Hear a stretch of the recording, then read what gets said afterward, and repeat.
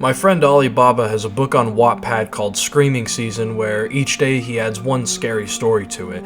They're all their own one-offs, not like a connected plotline or whatever. It's really cool, you guys should go check it out. The link is in my description. My birthday was on the 13th of this month, so he let me write my own short scary story for his book to be posted on that day. So now I'm here to narrate it a couple days after. Hope you guys enjoy.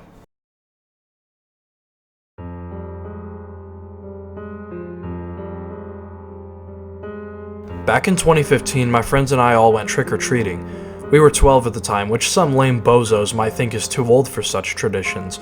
But being so young, it's not like there were any cool Halloween parties to go to, and who doesn't love candy? My friends' names are Victor, Tristan, and Cole. I had dressed up as a ninja because I'm awesome like that. Victor was a samurai, a good choice. Tristan dressed as a rock star because he's lame, and Cole had a cheap zombie mask from when he was 5 because he was just along for the candy and probably wouldn't have otherwise gone if the whole group wasn't going. We all got in our costumes right after school and started from there because that's where the wealthier neighborhoods are, which means more candy. I must say, these upper-class neighborhoods looked so nice and festive for Halloween. The pretty look of the trees being starved to death provided a nice aesthetic. The amount of decor around each house trying to outdo the next all added to it. We walked past dozens of blow-up Halloween monsters, foam gravestones, and jack-o'-lanterns clearly carved by unsupervised children.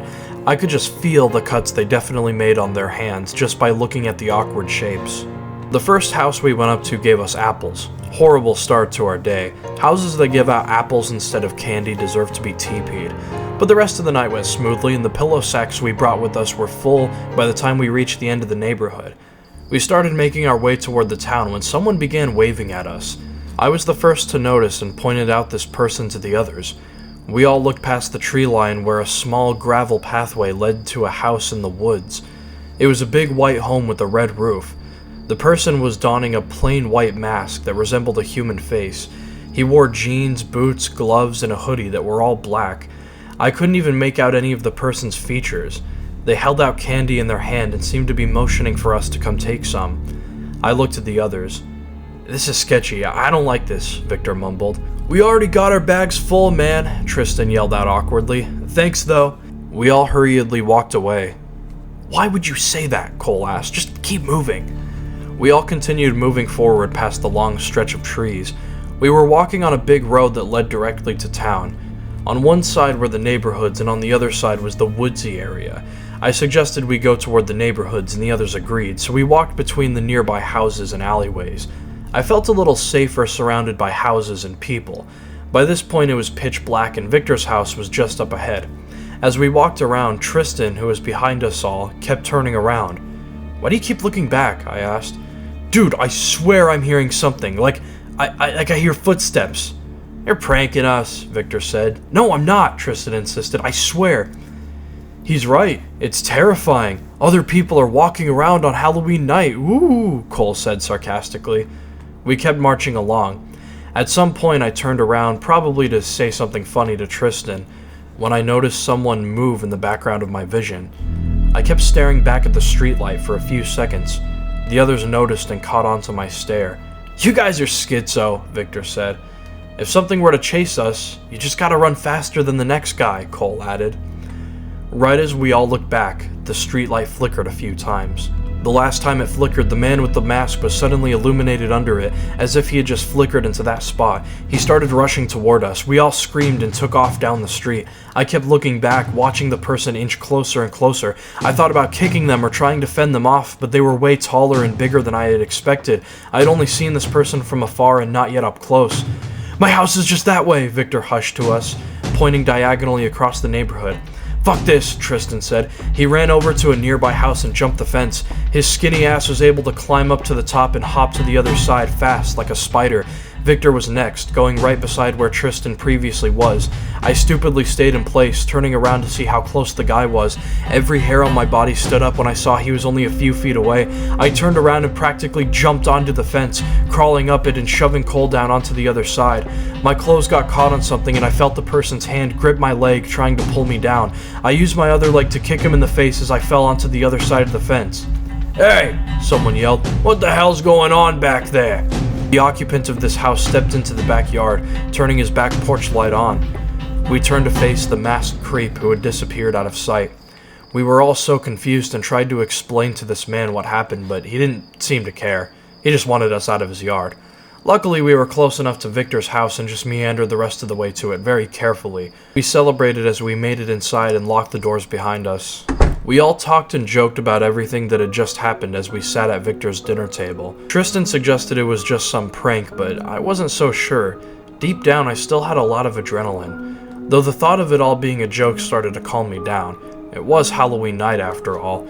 We did our annual tradition of putting all of our candy on the table and trading with each other for what we wanted. I traded a lot of gross, medicine-tasting cherry candy and mediocre milk chocolate for things that I liked: Reese's, dark chocolate, Swedish Fish, and blue raspberry flavored candies. We all went into Victor's basement and started to play video games. His parents weren't home, so we stayed up for as long as we wanted, being loud and aggressive. You know how Call of Duty gets. At about midnight, the doorbell rang. We assumed it was a trick-or-treater. Victor's parents had left candy by the door for him to distribute, and since he had just lost the match, like a bum, he felt obligated to go upstairs and give out candy. Only a few seconds later, he ran downstairs fast, the urgency made clear in his demeanor. "Guys, it's the guy again with the white mask!" he yelled. I froze up inside. We all perked up as the doorbell rang over and over again. Victor slammed and locked the basement door. He turned off all the lights and the TV. We sat in silence. There were a few windows at the top of the basement that were ground level. My eyes took a moment to adjust to the complete darkness. The window was now the only source of light, and it didn't illuminate much. "Don't you have a CCTV system?" Cole whispered. "We could catch him on the cameras." "It's in the attic," Victor answered, "and I don't really know how to run it. Let's just stay down here. There's a door down here to the backyard in case we need to escape. If we go upstairs, we're trapped." Our hearts were all racing, and we were all trying not to breathe heavily. But a sudden thump at the window caught our attention. We could see the masked psycho peering in and knocking at the basement window. Several of us screamed. We all ran upstairs, not really knowing what else to do in this situation. Victor grabbed his phone and called the police. As he explained the situation, I got a notification on my phone. I checked it. Someone had started a group chat with us all. It was an unknown number and their text was, "Come outside." We all looked at each other, confused. If they happened to have all of our numbers, it had to be a prank, right? But no one we knew from school was as big or tall as this person. We all calmed down as the cops showed up. However, just like every other horror story, the person was gone as soon as they arrived. They searched the perimeter for anyone and found nobody.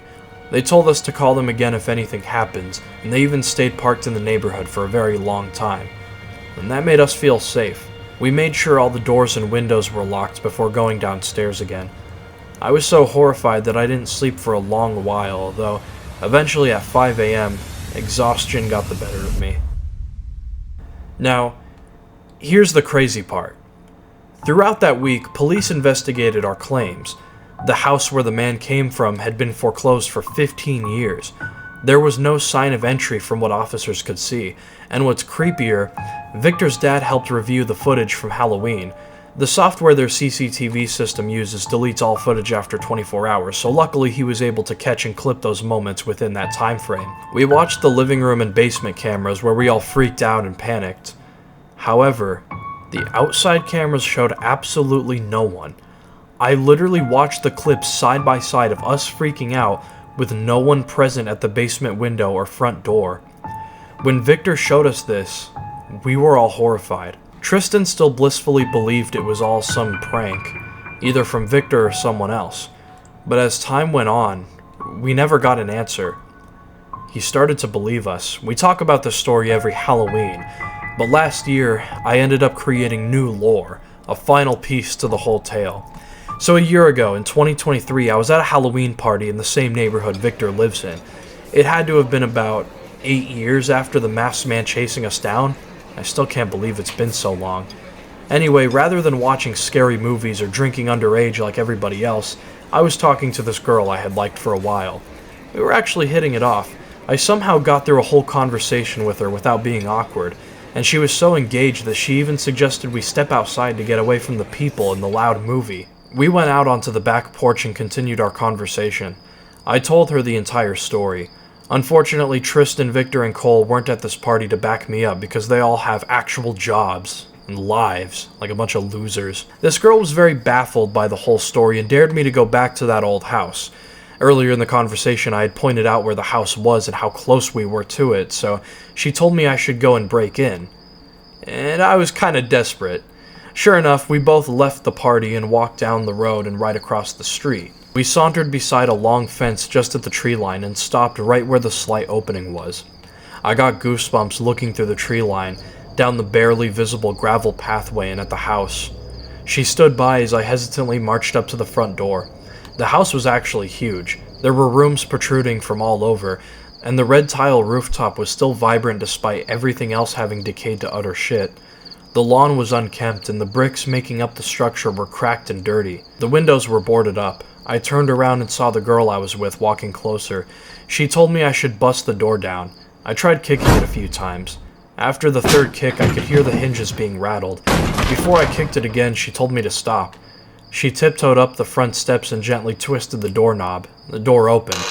It was unlocked the whole time, and I felt like a dumbass. I made my way inside and turned around. No way in hell I'm going in there, she said. In this dress? Nah. As if her dress was any more expensive than my hand-tailored suit. As I looked around, I could basically taste the asbestos in the air. I felt a chill run down my spine as I suddenly remembered the man in the white mask. It hit me, only then, that I was here. I wanted to turn around and leave, but she urged me to go forward. I activated my phone's flashlight and scanned the premises.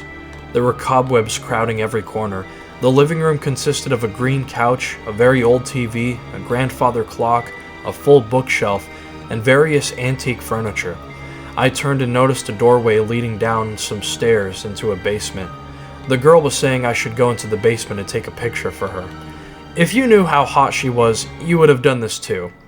So I carefully tiptoed down the flight of stairs, each step creaking beneath me. I aimed my flashlight all around the room. There were a few pictures on the wall, but every family member in every photo was scribbled out in Sharpie. And suddenly I heard a laugh. The light chuckle sounded like that of an old woman. I jerked my phone to the left where I heard the sound coming from. A rocking chair started rocking back and forth on its own. I stood there completely frozen in fear. The chair was literally moving on its own and I could hear laughing as if someone was there, but no one was. What the fuck was going on? Before I could think about it for another second, I felt two hands grab my neck. I turned around. For a split second before I dropped the flashlight, I kid you not, I saw the man with the same mask. This time I was as big and strong as him. He squeezed my neck, trying to choke me out, but I kicked his stomach as hard as I could. His body went back, though his hands were still locked onto my neck. I punched him in the head several times until he let go of me. I finally shoved him off. He didn't want to let go. He immediately moved toward me again.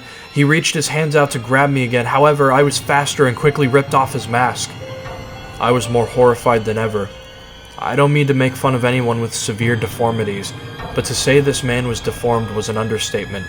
His eyes were wider than any human possible. They were gaping black holes. His head was long and thin, and he had a horrendous smile. Every facial feature was misshapen. Whatever this thing was couldn't be human. I raced up the stairs faster than I had ever run in my life. By the time I'd made it to the top step, the girl I was with had already left the house and was now out by the tree line. She looked confused as she saw me sprinting at her. I turned around as soon as I caught up to her, and we both saw the man with his mask back on, waving at us, and motioning for us to come back. She was just as freaked out as me, so we went back to the house where the party was. All of our conversations were awkward for the rest of the night, and she ended up deleting me off of social media. I went into a literal haunted house for this bitch, and she just blocked me out. Me and the guys had debated for years what really happened until that point. Victor always thought it was paranormal, Tristan always thought it was a prank, but Cole and I were never sure. Until that day. The day where I saw whatever this creature was. I wonder if anyone else has lived to witness its true face. And the laughing with the chair moving on its own. It can't be a coincidence.